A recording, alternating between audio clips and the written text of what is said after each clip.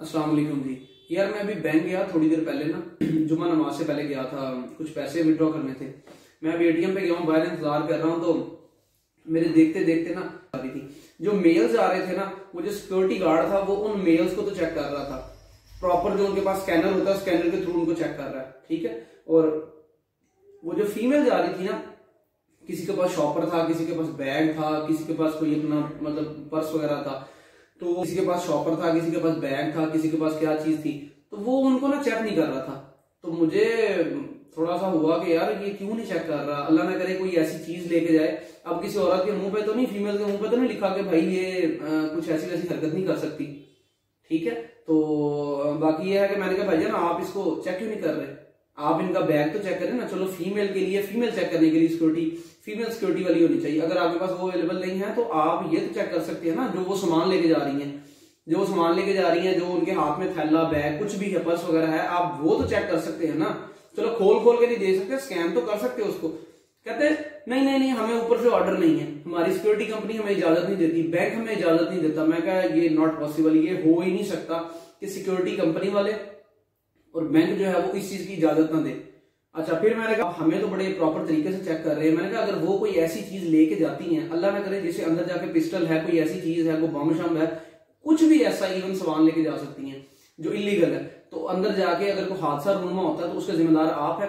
कहता नहीं नहीं आप मुझसे बहस ना करो, आप ऐसे ना करो वैसे ना करो, अंदर से बंदा आ गया दूसरे सिक्योरिटी गार्ड। मैं कहा भाईजान आप मुझे ये बताएं, मैं क्या आप बड़े हैं तो मैं आपकी रिस्पेक्ट करता हूँ, वो दोनों खैर मेरे वाली साहब की एज के थे। तो मैंने कहा यार आपको इतना नहीं पता कि ये सिक्योरिटी जो है ना ये किस लिए होती है, आपको क्या सिक्योरिटी में क्या बताया जाता है, ट्रेनिंग में यही बताया जाता है कि हर किसी को आपने चेक करके भेजना है। कहता यार औरतों को और जो अमीर लोग हैं ना जो आते हैं बड़ी गाड़ियों में, हम उनको रोकते हैं तो वो उल्टा हमें डांटते हैं। तो मैंने कहा भैया आप अंदर अपनी कंप्लेन करो कि हम इनको नहीं चेक करेंगे तो हम जिम्मेदार नहीं है। कल को कोई भी हादसा, आपने बहुत सारे हादसा सुने होंगे, मैंने खुद सुने हैं, यहाँ पे एक दो हादसा हुए हैं। वो बंदा अंदर गया, वो पिस्टल लेके चला गया था अंदर, उसके साथ फीमेल थी, वो पर्स में था उसके पास। तो अब अंदर जाके उनका किसी बंदे के साथ कोई मसला था, तो उन्होंने जाके वहां पे वो लड़ाई शड़ाई की है, वो फायरिंग शायरिंग चल गई है। तो वो कितना वहां पे नुकसान हो गया, उस बंदे को फायर लग गए थे एक दो। तो अब अल्लाह ना करे वहां पे जान भी जा सकती, वो तो शुक्र है फायर लगे उसकी टांग में, अगर उसकी जान भी जा सकती थी। तो इस तरह के हादसा से आप खुद भी बचें और दूसरों को बचाएं। और ये सिक्योरिटी वाले जो है ना, मेरी इन सबसे रिक्वेस्ट है कि मेहरबानी करके अंदर जो भी जाता है आप उसे प्रॉपर तरीके से चेक करके भेजें, ठीक है। अगर फीमेल लेडी नहीं है तो उनको रखें वहां पे अपने पास, स्टाफ जो है ना एक्स्ट्रा स्टाफ रखें अपने पास। अगर वो भी नहीं रख सकते तो वो जो थैला बैग कुछ भी सामान साथ लेके जाते हैं, वो सामान तो आप गालबन चेक कर, सॉरी आप सामान तो उनका चेक कर सकते हैं ना। तो उसमें चेक करने में तो कोई बंदी नहीं है ना, किसी को इतराज भी नहीं होगा, किसी फीमेल को इतराज नहीं होगा, चाहे कोई बूढ़ी अम्मा है, चाहे कोई जवान है, चाहे कोई बच्चा है, कुछ भी है।